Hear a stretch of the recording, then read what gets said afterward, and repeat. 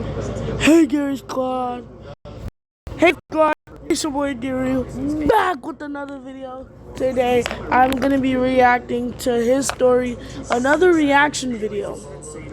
I'm excited, another reaction video, okay? Another reacting, but subscribe to this dude, bro. He's amazing.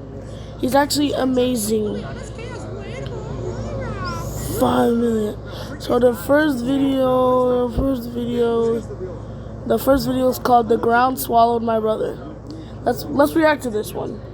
I was playing catch with my little brother when I saw him slip, and the ground just swallowed him whole. I sprinted over screaming, "Theo," and froze. He had fallen into an old well that was so thin, his arms were pinned flat around his own body. My entire face went pale because the walls looked like they were squeezing the air out of him. "Please help me," he was begging and using my name. Not Mom's, not Dad's, mine, because I was the one he trusted. So I leaned over the edge and yelled, "I promise I'll bring you back up. Just sit tight." I called 911 with shaking hands, and 20 minutes later, the whole world was in our backyard. I saw cars with sirens, news vans, and even a crane hanging over the hole. So I smiled and stopped shaking. Surely these people will rescue my brother safely. I watched with wide eyes as they lowered a rope in the well, but his arms were pinned so tight he couldn't grab it. So they tried a giant magnet, hoping to catch a belt buckle, but he had nothing metal on him. A firefighter tried to climb down himself, and my heart sank because his shoulders didn't even clear the rim. Every adult there was too big to go in, and they kept looking at each other like they didn't know what to do. My hands clenched into fists because his screams were getting weaker, and the last thing I heard him say clearly was, "You promised you'd bring me back up." I was pacing the rim with my fists in my hair, and that's when I caught my shadow next to the firefighters. Mine was half his width, that same scrawny body I got picked on for at school. So I gritted my teeth and yelled, "Tie the rope around me. I'm the only one who will fit in that well." The firefighters started to argue, but one look at my eyes shut him up. They tied the rope around my ankles and lowered me in head first. My blood pounded in my skull while the walls scraped skin off both my shoulders. Everything was spinning when I finally reached him, and my chest went cold because he was wedged solid. I grabbed his arms and pulled, but I was so weak that he didn't move an inch. My vision was blacking out, but I wriggled deeper into a gap I barely fit in, worked his arms loose, locked my hands around his chest, and yanked the rope twice. They hauled us up, and I kept clutching my brother as hard as I could the whole way up. When we finally left the well and collapsed on the ground, the whole crowd erupted. "Oh my God, he actually saved him." I just held my brother in the grass and said, "See, I promised I'd bring you back up." I was playing catch with my little brother when I saw him. That was actually a good video, guys. That's a great video, but come on, the grass was like hungry. What is the comments, bro? One comment is the ground was just pretty hungry. British story unlocked. No one's gonna talk about the British accent. My son Caleb and I. This is called "My Son Floated Away." Oh shoot, oh shoot, oh shoot, oh shoot. Sorry from all the noise because I'm nowhere recording. So it's called "My Son Floated Away." Let's watch it. And Caleb and I were building a UFO out of a giant balloon and some tarp in our driveway. "Dad, are you sure this will fly?" Caleb bounced next to me while I filled the balloon with tank after tank of helium to make it float. "Positive," he grinned up at me. "I'm glad you're home this weekend. Mommy said you might have to go on another work trip." I ruffled his hair. "Nah, I promised you I'd be here." I lifted him into his little seat underneath the balloon, tightened the strap across his lap, then clipped a long safety rope to the seat so the UFO couldn't carry him too high. "Get ready for takeoff." The wind picked up right as I let go of the rope to grab my camera. Then the rope snapped in half. Caleb screamed and kicked his legs as the whole thing lifted off the ground. "Daddy!" I sprinted after him across the yard, grabbing at empty air where the rope had been seconds earlier. "Hang on, buddy!" My chest caved in, watching him shrink against the sky. I ran to my truck, jumped in, and called 911 while I followed the balloon down the road that ran along the edge of our property, my hands shaking so hard I could barely hold the the wheel. "He's still going up," I shouted into the phone. "Help is on the way. Try not to lose sight of him." I kept my eyes locked on Caleb through the windshield as I drove, the balloon drifting toward a tall oak tree at the far end of our yard. His little seat snagged hard in the top branches, and he wrapped his arms around the tree, but the balloon was still tugging upward above him. I slammed the truck into park right at the base of the tree. "Hold on, buddy. Daddy's coming." My spirit animal must be a squirrel, because I climbed that tree fast, ignoring the branches cutting up my hands as my heart pounded so hard I could feel it in my ears. I got to him just as he was about to lose his grip and held onto him with both arms until the fire truck got there with a ladder and got us both down safely. Caleb buried his face in my shirt, still shaking, then pulled back to look at me. "You saved me." I held him tight, finally letting myself cry too. "Told you I'd be here." That was a great video. I rate that probably a 9 out of 10. That's good. But one thing I'm gonna say is he floated away. Imagine he's going into space. Like, bro, that would be cool. You get to go on the moon. But one thing I'm gonna say is that's a bad thing, bro. But like the next video is called "They Thought I Was a Bad Guy." "Stop! Police!" The officer's voice echoed through the alley just before he slammed into my back, knocking us both to the pavement. My heart sank because I had been caught stealing formula for my baby, but then I noticed he wasn't cuffing me. He had stopped moving. "Sir?" I twisted around under him to see what was going on, my arm still pinned beneath his weight, and he wheezed. "My chest hurts." My throat went tight because his face had gone gray and sweat was pouring off him. Part of me wanted to run, but I decided to stay because his life mattered more than my own freedom. I dropped to my knees and started CPR, counting the breaths the way I'd learned years ago in a class I'd nearly forgotten. A woman across the street screamed, "He's attacking him! Someone call 911!" A crowd formed, and a man grabbed my shoulder, trying to yank me off him. "Get off him!" My whole body went rigid, but I didn't let go. "I'm not hurting him. I'm giving him CPR because he's having a heart attack." I shoved the man away and kept counting, my own heart pounding in my ears, praying no one would try to stop me again before help arrived. The paramedics finally pushed through the crowd and took over, loading him onto a stretcher while I sat back on the curb, hands shaking. Then another officer arrived, handcuffed me, and took me to jail. My court date was the next week, and I was waiting in the hallway when the officer walked up and shook my hand. "You saved my life. Thank you." My heart swelled, and I didn't know what to say, but he kept talking. "I looked into your case. I'm sorry you lost your job, and I know you were just trying to feed your baby, but you can't steal, man." I hung my head. I didn't know what else to do. He handed me a card. "I lined up a job for you at my brother's shop. He's gonna give you a week of pay in advance." Inside the courtroom, the judge dismissed the charges entirely once the officer explained what happened in that alley. That night, I was able to buy formula, and for the first time in months, I actually believed things might turn out okay. "Stop! Police!" Wow, that was actually a good video of him being like this. But his story, you went to court before? You went to court?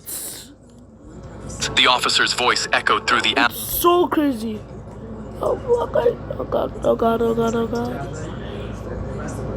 Okay, the next video is called "It Wasn't Chasing Me." Doing 90 through the mountains to make my daughter's 6 a.m. surgery when something with red eyes the size of headlights came out of the tree line and ran alongside my truck. My mouth went dry so fast I could barely swallow, but I told myself it was exhaustion making me see things. I hadn't slept since yesterday morning, and I'd been driving 12 hours straight, racing to make it before they took my daughter back. She was 7. Her heart surgery started at 6, and I'd promised I'd be holding her hand when she went under. My GPS suggested the Miller Creek Bridge shortcut to shave 20 minutes off the drive, so I took it and kept my eyes locked forward while whatever was in the trees kept pace beside me. It stayed next to me for a full mile, its eyes flashing every time my headlights swept past, and I kept both hands locked on the wheel and told myself to just keep moving. Then it dropped back and vanished, and I finally let myself breathe. I caught my own eyes in the rearview mirror, red-rimmed and exhausted. "You're just seeing things," I said out loud. "Get it together. She needs you." When I looked back at the road, its eyes were ahead of me at the entrance to the bridge. I screamed and jerked the wheel so hard my shoulder slammed into the door. I wrestled the truck straight and told myself to floor it, but it stepped into the road, wings folded tight against a body taller than my truck, and I had to bite back a scream. Past its shoulder, something was wrong with the road ahead. No reflectors, no railing, just dark. My foot slammed the brake before I understood why. I stopped close enough to see its eyes weren't blinking, just holding steady on me. Past it, the bridge over Miller Creek was gone, ripped down to twisted metal, black water rushing where the road should have been. I couldn't make a sound. It hadn't been chasing me. It had been running ahead of me, trying to get in front of me before I hit the water. I sat there with my hands shaking on the wheel, realizing the thing I'd been terrified of was the only reason I was still alive. I turned the truck around and took the long way to the hospital. I made it with 2 minutes to spare, and after they wheeled her back, I sat in the waiting room and looked up what I'd seen. Every story started the same way. Something warning people away from a bridge right before it fell. They all called it by the same name, Mothman. I was doing Oh, Mothman? That's a fake story. I rated it a 5. Maybe a 5 out of 4. 5 or 4. Cause I don't know, but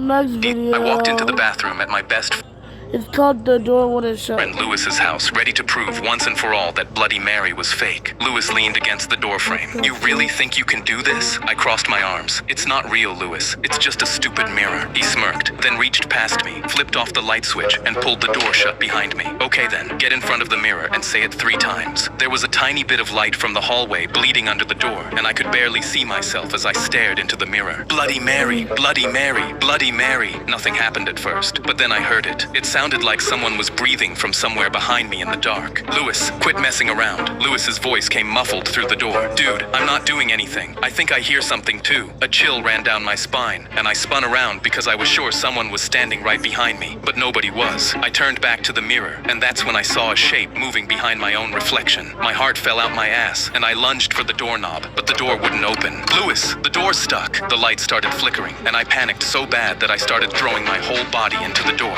Lewis, help me! It finally gave way, sending me stumbling into the hallway. Lewis was standing there, laughing so hard he could barely breathe. My whole body went cold with fury instead of fear. You tricked me? He walked into the bathroom and came back out with a Bluetooth speaker. I used this and an app on my phone to control the lights. Then I just held the door shut. I shoved him into the wall. I actually thought I was going to die in there. He grinned, still catching his breath from laughing. Worth it. You should have heard yourself scream.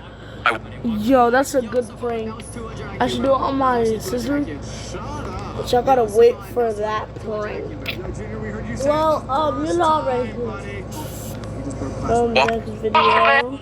The weird kid bent It's called The Weird Kid Eat under his desk during lunch and started eating something that didn't look like food. But as I was about to look and see what it was, my friend laughed. Let's give him some real food. He threw a peeled orange at him, but then another kid walked by the weird kid at that moment. The orange splattered across his forehead, and me and my friends laughed as orange juice flowed down his shirt. His face went red. Oh, you think it's funny? He picked a handful of spaghetti bolognese off his tray and threw it. It covered my chest and face, and I wiped my eyes and screamed, "Food fight." I immediately hit a kid on a nearby table with my pumpkin pie, then got hit with a glass of milk right back. The lunch lady ran over and got a can of tuna to the face, and I was still laughing with milk dripping down my forehead when suddenly a large rock hit my head. I instantly gripped my head in pain, but when I looked up, the weird kid from earlier was smiling with a handful of rocks at his table. "Food fight!" He threw another rock. I shouted, "It's a food fight, dude. You throw food, not rocks." He looked at me with a serious face. "Wait, you guys don't eat rocks?" Then he looked down at his stone. "Is this why I have no teeth?" He raised his head with his lips trembling and got splattered with a tray of lasagna. The weird kid bent. I slapped $5 This is called Our Whole Class Bet Wrong. on my desk and bet the class we could break our new substitute before lunch. We'd already gotten 3 subs to quit this semester, and I had $5 and my name on this bet riding on number 4. I'd seen her around the building for 2 weeks, but this was the first time she'd stood in front of our class. She wrote her name on the board, Mrs. Marsh, and started teaching like she had no idea what she'd walked into. One kid, Devin, threw a paper airplane at her and told her she had 10 minutes to walk out before we made her wish she had. She didn't flinch and kept teaching, and I could feel my $5 already escaping. A few minutes later, someone pulled the fire alarm, and she walked us outside calm as anything, counted heads twice, and walked us back in like nothing had happened. I uncrossed my arms and stopped smiling because she hadn't even broken a sweat. When we got back into the classroom, Devin leaned over to Reagan, the girl next to him, and told her to call the front office and say Mrs. Marsh grabbed her arm, and Reagan actually did it, phone pressed to her ear, voice shaking just enough to sound real. My pulse spiked because that wasn't a joke anymore. That could get her fired or one of us expelled, and I realized none of of us had a plan for what happened if this actually worked. The whole class jumped at the sound of a ruler smacking the whiteboard. "Hang up the phone,"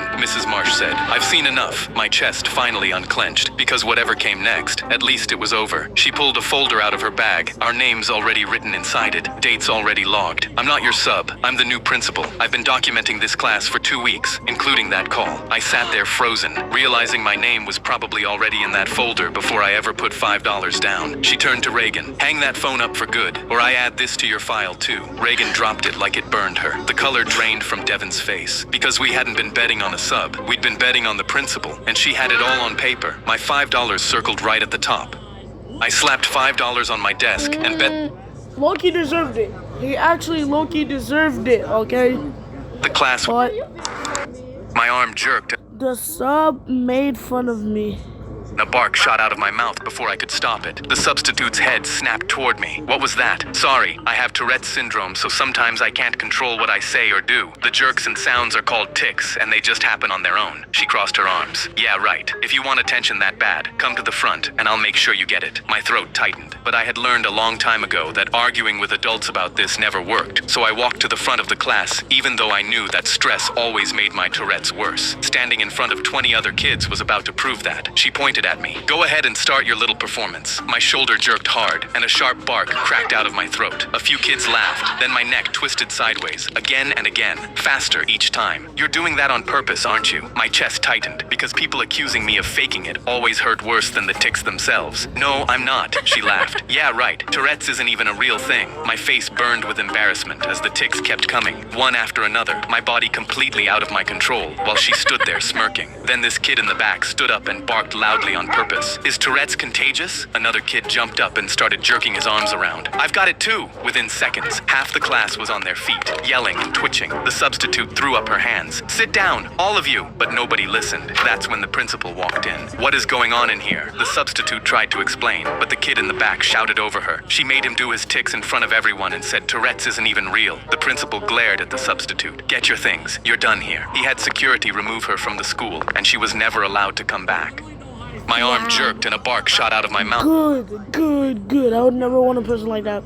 Our front door burst open I pretended to be blind. downstairs, and I froze in my gaming chair. I had muscular dystrophy and couldn't stand up on my own, which meant if the intruder found me here, I was toast. I heard footsteps on the stairs, and my life flashed before my eyes. But my walking cane. Okay, guys, we're gonna end the video right here. As you can see, I have 1%.